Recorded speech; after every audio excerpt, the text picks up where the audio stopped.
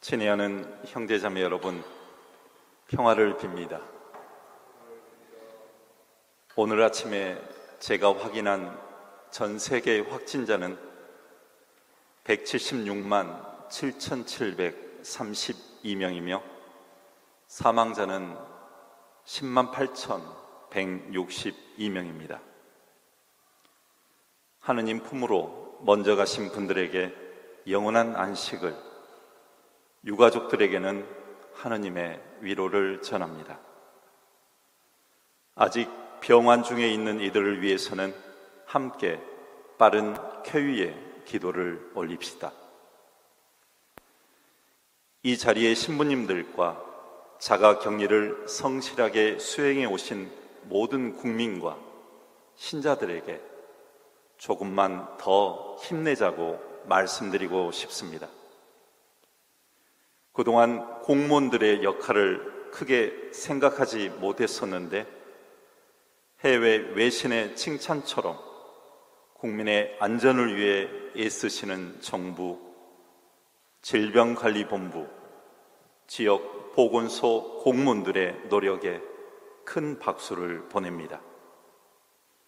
사실 의료계를 포함하여 약사님들, 소방관들, 소상공인들, 요양원 관계자들, 택시 기사님들, 그리고 평화방송 관계자들 모두 언급할 수는 없겠지만 각자의 자리에서 노력하신 모든 분들에게 감사의 마음을 또한 전합니다. 얼마 전 평생 신자들을 위해 사목하시다가 돌아가신 이태리 주세페 벨라르델리 신부님의 장례 미사가 있었습니다. 코로나19 확진자로 병원에 입원해 계실 때 본당 신자들은 신부님을 위해 산소호흡기를 선물해 드렸습니다. 그런데 신부님은 산소호흡기를 젊은 환자에게 양보하고 병마와 싸우시다 72의 나이로 선종하셨습니다. 장례 미사에 나올 수 없었던 본당 신자들은 떠나시는 신부님을 아파트 베란다에 나와 박수와 눈물로 환송하였습니다. 주세페 신부님의 삶을 생각하며 사제의 삶은 무엇일까 묵상하는 계기가 되었습니다. 사제는 하느님의 아들, 딸로 태어나는 세례식을 거행하며 신자들의 희노애락에 동참하고 마지막 죽음의 순간에도 유가족들과 함께하는 삶입니다.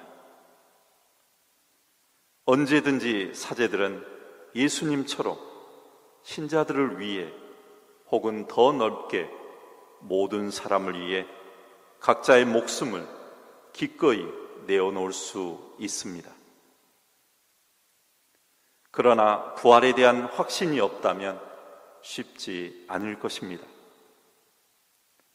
오늘 복음의 핵심은 부활하신 주님께서 죽음을 상징하는 무덤 안에 계시지 않았다는 증언입니다. 평소의 삶처럼 늘 빈손으로 생활하셨던 주님은 무덤도 단촐하고 결국 비어 있습니다. 우리의 삶은 늘 채우려 하고 손에 움켜쥐는 삶이라면 주님의 삶은 늘 빈손이었고 부여잡지 않은 삶이셨습니다. 물질, 명예, 권력으로 상징되는 최초의 유혹도 하느님의 말씀과 그 이름으로 물리치셨습니다.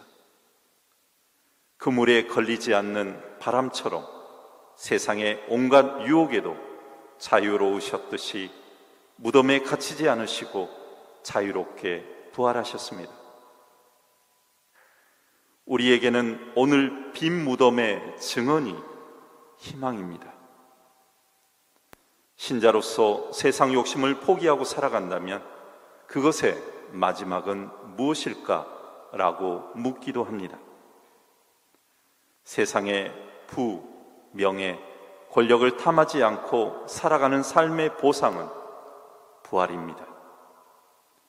부활의 삶은 나는 길이요, 진리요, 생명이다라고 말씀하신 것처럼 주님이 걸으셨던 십자가의 길이 힘들지만 우리도 각자가 지고 가야 할 참된 인생길이며 진리가 진정 우리에게 자유로운 삶을 주고 부활로 나아가는 참 생명의 길인 것입니다.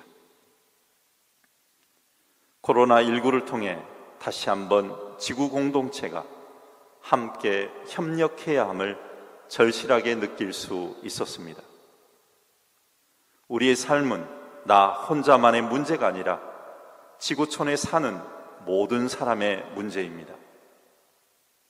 교회 구성원으로서 우리는 무엇을 할 수 있을까 생각하다가 먼저 필요한 곳에 마스크와 손 소독제를 보냈고 고생하는 의료진을 위해 각종 영양제를 포장하여 배부하고 면 마스크를 제작하여 보냈습니다. 이와 같은 내용을 공유하자 더 많은 사람들이 함께하고 싶다는 의견을 전해왔습니다.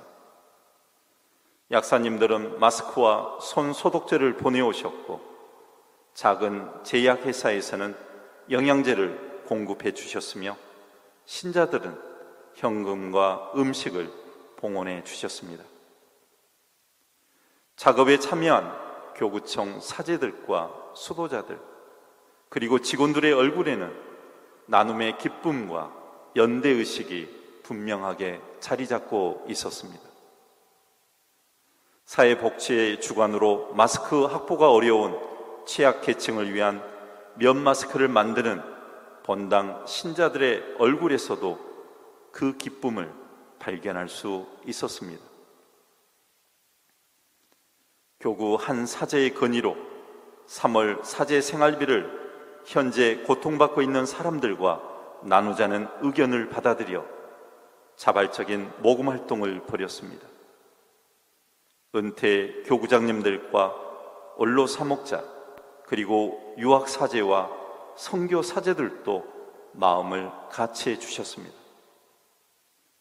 이것이 공동선을 지향하는 빈손, 빈 무덤의 부활을 희망하는 사랑의 공동체 모습이 아닐까 생각합니다.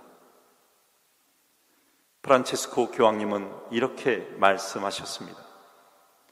강은 자신의 물을 마시지 않고 나무는 자신의 열매를 먹지 않으며 태양은 스스로를 비추지 않고 꽃은 자신을 위해 향기를 퍼뜨리지 않습니다. 남을 위해서 사는 것이 자연의 법칙입니다. 우리는 모두 서로를 돕기 위해 태어났습니다. 아무리 어렵더라도 말입니다.